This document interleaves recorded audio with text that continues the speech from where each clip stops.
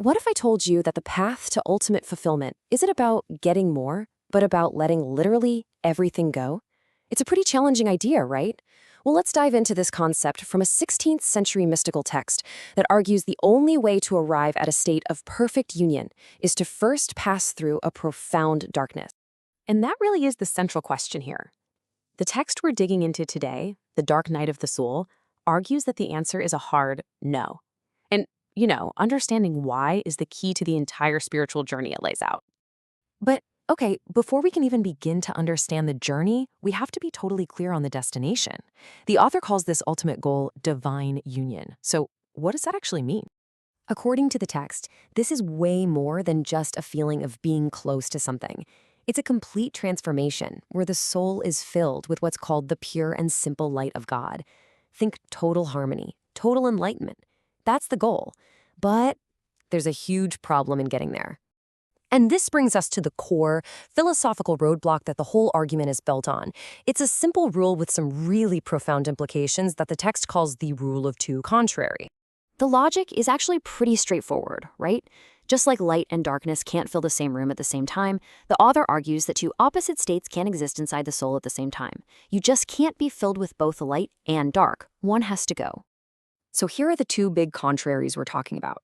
On one side, you have our attachments to what the text calls creatures, which is basically anything and everything in the world. This is seen as pure darkness, as impurities, a state of, well, lowliness. And on the other side, you've got union with God. That's pure light, total purity, the height of the Creator. And according to the rule, you can't have both. It's one or the other.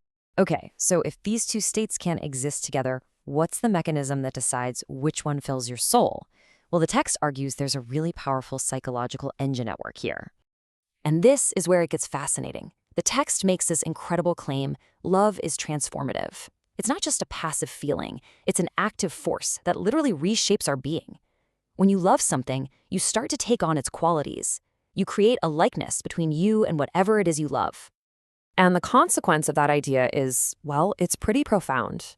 If you love something the text considers low, a worldly possession, a certain status, an appetite, you don't just have it, you become like it.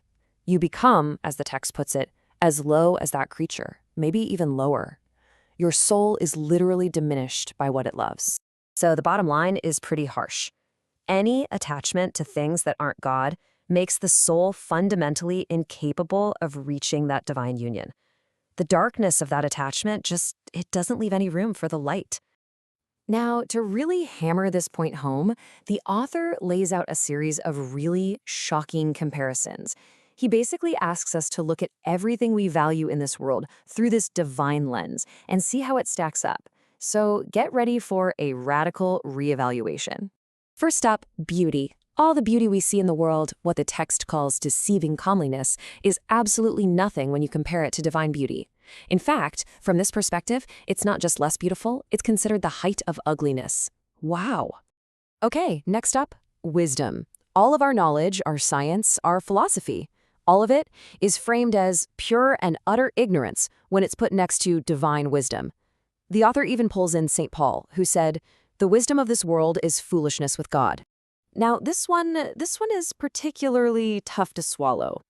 All the pleasures and satisfactions we chase after in the world, the text claims that from a higher viewpoint, they are actually sources of intense suffering, torment, and bitterness. So what we think of as joy is actually a kind of pain. And finally, we've got wealth and glory. All the riches, the possessions, the status that people work their whole lives for are presented here as utter poverty and misery compared to the true riches of the divine. This whole series of contrasts is setting us up for one final major choice. So, after reevaluating everything we thought we cared about, the argument all comes down to this one ultimate choice. And it's not just a choice between something good and something better. It's a choice between two totally different ways of being. You see, the author argues that clinging to worldly things isn't just some minor obstacle. It's a form of slavery. To be ruled by your appetites, by your desire for status, that's to live as a slave in a child's heart. And you're unable to achieve what he calls royal freedom. And right here, the text takes a really dramatic turn. A voice, which is identified as divine wisdom, starts to speak directly. And she looks at souls attached to the world with pity, calling them little ones. Why? Because they've made themselves just as small and insignificant as the things they love. And here is her call. She cries out, offering a completely different path. She says, hey, the real riches and glory, they're with me.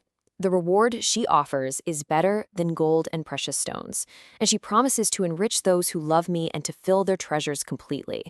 It's this powerful invitation to choose a completely different kind of wealth. And so, this text from the 1500s leaves us with a deeply personal and honestly, a pretty provocative question. It lays out this path where being empty leads to being full, where darkness leads to light. And it forces us to ask ourselves, if letting go is the only way to truly gain everything, what are we still holding on to?